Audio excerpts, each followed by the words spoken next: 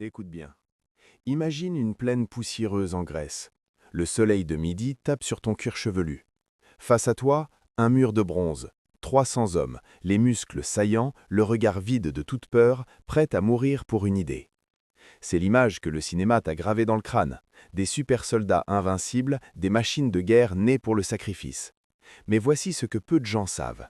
Cette image est peut-être la plus grande opération de propagande de toute l'Antiquité. Et si je te disais que les Spartiates n'étaient pas les guerriers les plus courageux, mais les plus terrifiés?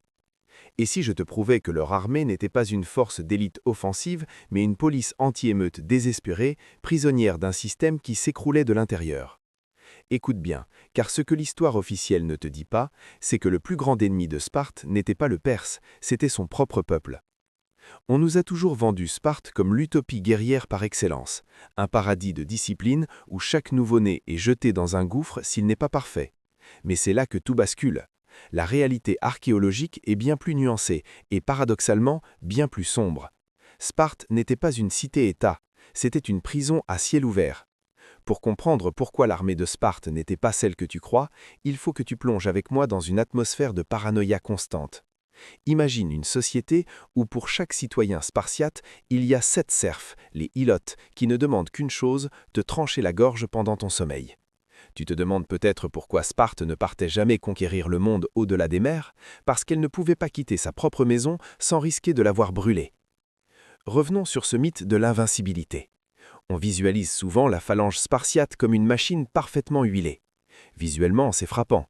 Le bouclier rouge, le lambda peint en grand, la lance tenue avec une fermeté divine. Mais voici un fait historique que peu de gens osent mentionner. Les Spartiates évitaient le combat autant que possible. Ils étaient les maîtres de l'intimidation psychologique, pas forcément de l'escrime. Leur rituel avant la bataille, se coiffer les cheveux longs, polir leur bouclier de manière obsessionnelle, n'était pas de la coquetterie. C'était une arme de dissuasion. Ils voulaient que l'ennemi s'enfuit avant même que le premier sang ne soit versé.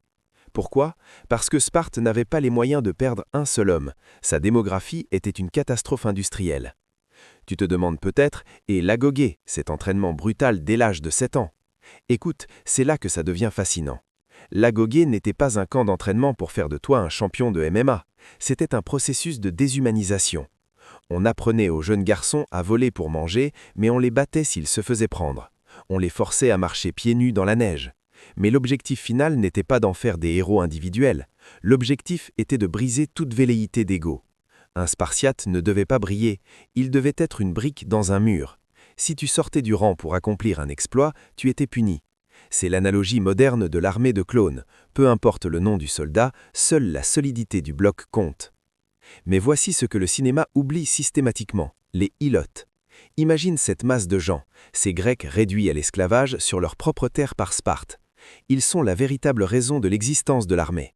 L'armée de Sparte était avant tout une force d'occupation intérieure. Chaque année, Sparte déclarait officiellement la guerre aux ilotes. Pourquoi? Pour que tuer un esclave ne soit pas un crime, mais un acte de guerre légitime.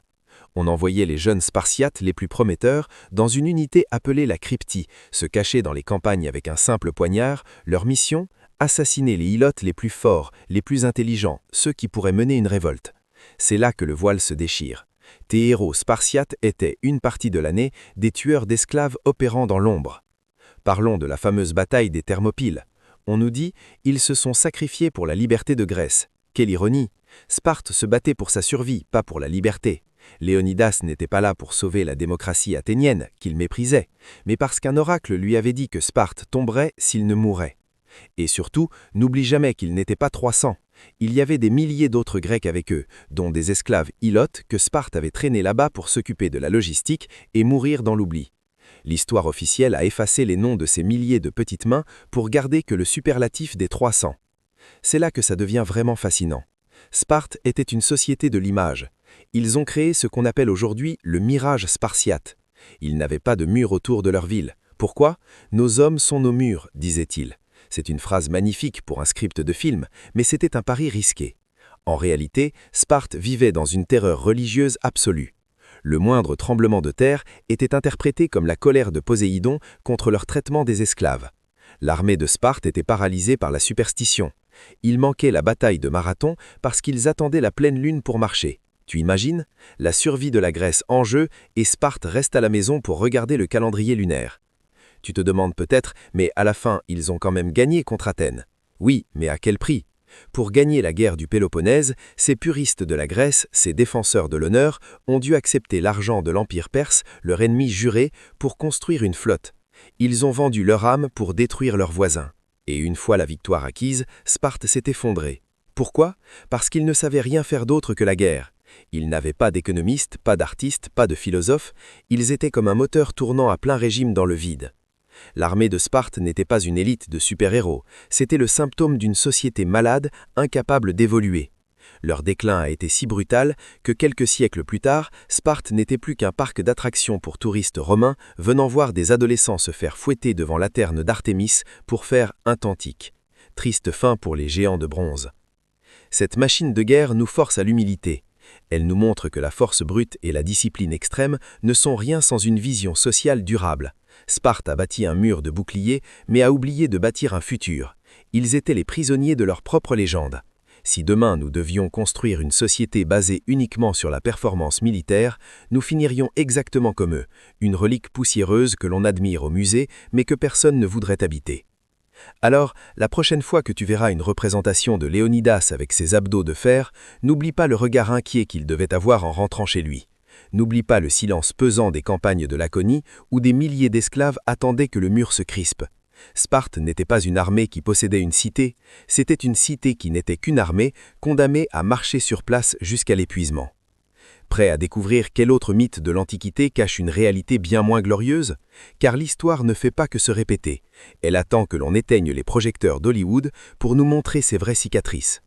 Quel était le secret des Athéniens pour survivre à Sparte pendant des décennies? La réponse n'est pas dans la lance, mais dans les pièces d'argent. Mais ça, c'est pour une autre exploration.